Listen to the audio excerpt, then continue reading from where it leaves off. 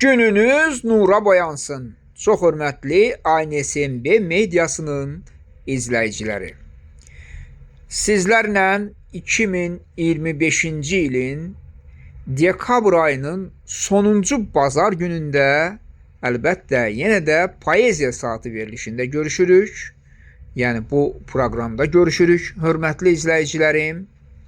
Əlbəttə 2025-ci ilin bu son bazar günündə təbii ki, sizlərin xidmətinə yenə də qələmə aldığım, müəllif olduğum poeziya nümunələri ilə gəlmişəm və heç şübhəsiz indi onları sizlərə təqdim eləyəcəm.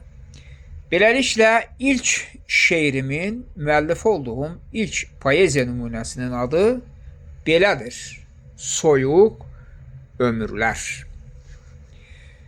Beləliklə, soyuq ömürlər. Qışı qarsız qoyub soyuq ömürlər, saçlara vaxtsızdən düşəndən bəri. Elə bil yaşanıb doyub ömürlər, aylardan, illərdən yoxdur xəbəri. Şəhid atasının ömrü keçir lal, hər günü qəm, kədər, məyusluq, məlal. Görünmür gözünə sərvət, cah-cəlal, azalır get-gedə onun təpəri. Şəhid anasının gözləri yaşlı, çöhrəsi kədərli, qəlbi təlaşlı. O, oğul itirib cavan, gənc yaşlı, sökülüb ördüyü düşmən çəpəri. Şəhid babasının beli bükülü, nəsil ağacında nəvənin külü, qalıb budaqlardan bəxtə tökülü. Acı taleyinin yoxmuş sipəri. Şəhid nənəsinin nağılı ağı, yaralı könlündə var nəvə dağı. Yuyur göz yaşı ilə qara torpağı, kövrəlmir ötəri, dinmir ötəri. Qızdırdı təbimi soyuq ömürlər, fəqət duymadılar qəlbi dəmirlər. Axı duymaq belə heç istəmirlər, çünki özlərinə dəyər xətəri. Əlbəttə, soyuq ömürləri soyuq eləyən həyat hadisələridir. Gəlin etiraf eləyək ki, övlad insan üçün ən əziz bir varlıqdır. Ona görə də övladını itirmiş, yəni bax bu müharibədə, döyüş meydanında övladını itirmiş valideynlərin hissiyatını düzgün duymaq lazımdır. Onları anlamaq lazımdır. Əlbəttə, onların igidləri, böyütdükləri oğullar bizim torpaqlarımızın düşmən tapdağından azad edilməsində çox böyük həlledici rol oynadılar. Ancaq evladını itirən valideynin bax dünyasını, mənəvi aləmini mən olduğu kimi, yəni obyektiv bir, necə deyərlər, yanaşma tərzində istədim sizlərə çatdıram. Yəqin ki, müəyyən qədər müvəffəq ola bildim. Hörmətli izləyicilərimiz, bildiyiniz kimi, bax bu cari ayın, dekabr ayının ən əlamətdar hadisələrindən biri də dekabrın 24-də cənab prezidentimiz Müzəffər Ali Başkomandan İlham Əliyevin ad gününün qeyd olunması oldu. Təbii ki, bu münasibətlə cənab prezidentə müxtəlif təbriklər ünvanlandı. Həm xarici ölkələrin rəhbərləri tərəfindən, həm də daxildən. Əlbəttə, biz cənab prezidenti çox sevirik. Sıravi vətəndaşların cənab prezidentə ünvanladıqları bütün təbriklərdə bir səmimiyyət var, bir düzgünlük var, bir doğruluq var. Vətəndaşlar həqiqətən də cənab prezidenti dəstəkləyirlər. Çünki cənab prezidentin siyasətinin və onun şəxsiyyətinin alternativi yoxdur. O müzəffər Ali Başkomandandır. Ancaq o ki qaldı məmurlara, rüşvətxor məmurlara, harım məmurlara. Onların əksəriyyətinin prezidentə imzaladıkları təbriklərdə, ünvanladıkları daha doğrusu, təbrik məktublarında, təbriklərdə bir qeyri-səmimiyyət, bir boğazdan yuxarı danışmaq var. Çünki onların çoxu ürəklərində Ramiz Mehdiyevin tərəfdarlarıdırlar. Nə qədər acı olsa da, paradoksal olsa da, ancaq üzdə özlərini güya İlham Əliyevin tərəfdarı kimi göstərirlər. Əlbəttə, bunu indi mən bütün məmurlara məntiqi baxımdan şamil eləyə bilmərəm, ancaq əksəriyyətində bu hiss olunur. Yəni, onların çoxu belə prezidentlə münasibətlərində, belə necə deyərlər, prezidentə olan fikirlərində, mövqelərində qeyri-səmimidirlər. Bunun ən başlıca faktı odur ki, cənab prezidentin imzaladığı fərmanları, sərəncamları pozaraq rüşvətxorluq edirlər. Nəysə, elə bax bu motivlərlə bir şeir qələm almışam. İndi onu sizlərə təqdim eləyirəm. Dinləyin. Cənab prezidentin bu ad günündə qalınlıq artdı xeyli çox məmurun gönündə. Utanmaqdan əsər yox həyasız üzlərində, surəti var Ramizin hiyləgər gözlərində. Sözdə İlham, ürəkdə isə Ramiz, amma söylədilər səninləyik biz. Var idi imzası mənhus şərin də, onların duyğusuz təbriklərində. Tərifləri boğazlardan yuxarı, hər birində paxıl qəlbin buxarı. Arzuları üstdən ağ, içdən qara. Elə bil ki, pul qoyublar qumara. Məqsəd, etimadı məbləğ tək udmaq, zəhmətsiz gəlirin tamını dadmaq. Ey harın məmurlar, unutdunuz fəqət, sizi dəmir yumruq pərt edəcək, pərt. Varsa ümidiniz əgər Ramizə, bilin, olmayacaq heç bir möcüzə. Fitnəkar başınız əziləcəkdir, o gün çox yaxındır, tez gələcəkdir. Tez gələcəkdir.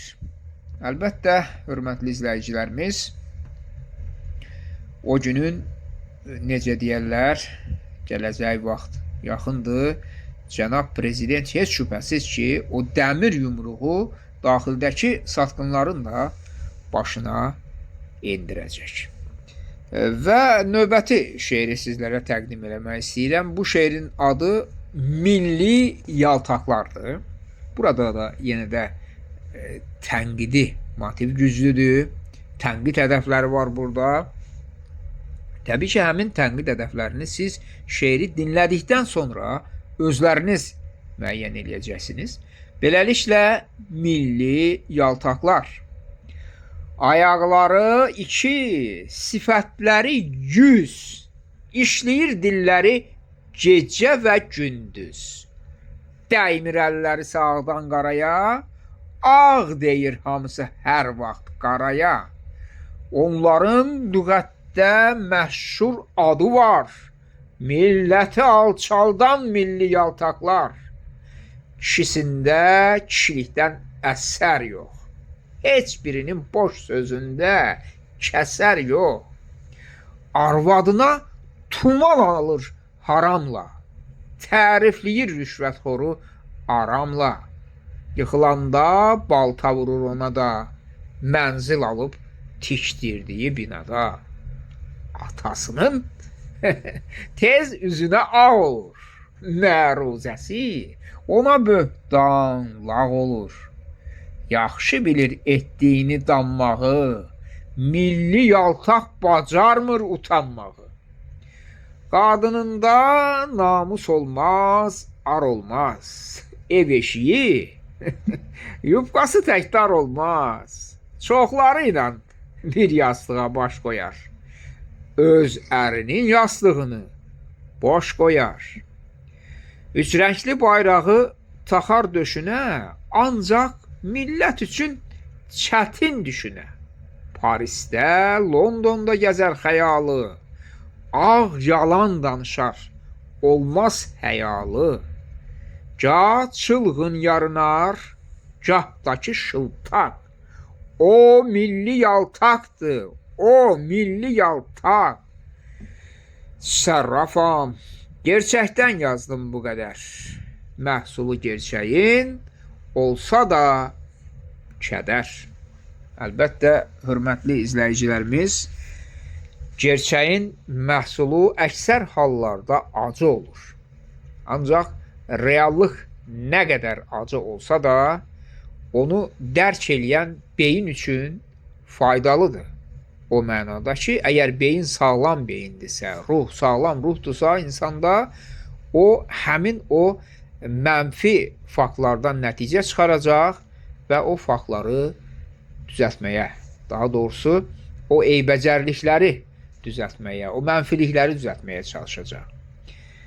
Elə məntiqi ardıcıllıqla mən növbəti şeiri də sizlərə təqdim eləyirəm. Bu şeirin adı isə belədir: Bəri rədifli tənqidi qoşmaq.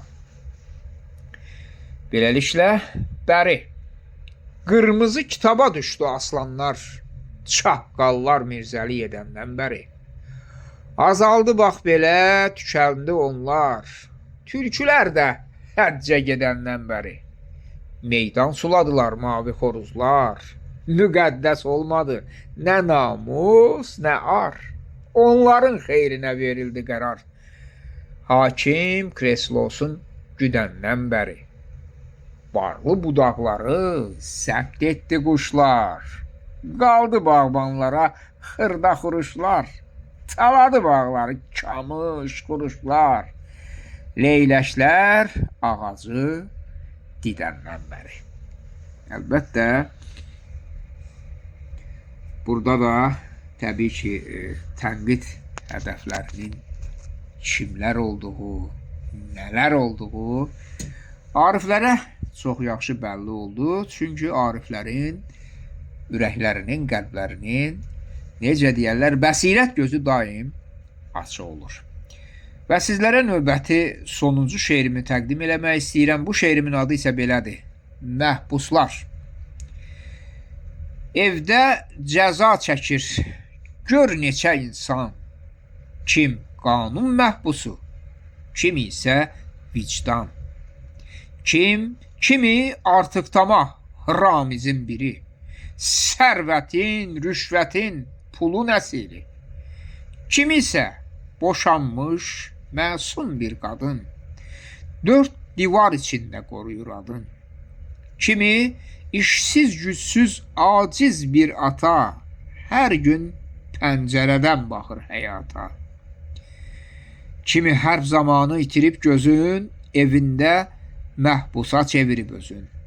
Kim isə atılmış, yalqız bir ana, evdə həsrət qalıb nankör oğluna.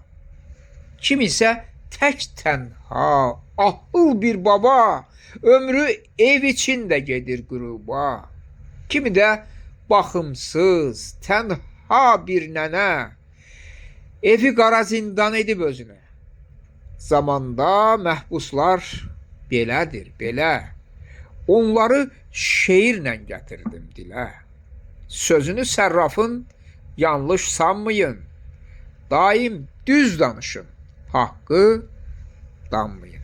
Əlbəttə, hörmətli izləyicilərim, vicdanlı insan, sağlam ruha malik olan, sağlam mənəviyyata malik olan və əlbəttə ki, sağlam ağla malik olan insan heç vaxt haqqı danmamalıdır. Qarşıdan inşallah yeni il gəlir. Yəni növbəti həftənin 3-cü günü yeni il qeyd olunacaq. Əlbəttə Qriqori təqvimi üzrə. Yəni ki, bax bu il münasibəti ilə də, qarşıdan gələn 2026-cı il münasibəti ilə də hörmətli izləyicilərim, hər birinizi təbrik eləyirəm. Sizlərə yeni ildə yeni uğurlar arzulayıram. İnşallah növbəti ildə 2026-cı ildə yenə də görüşərik. Hələliksə sağ olun, salamat qalın.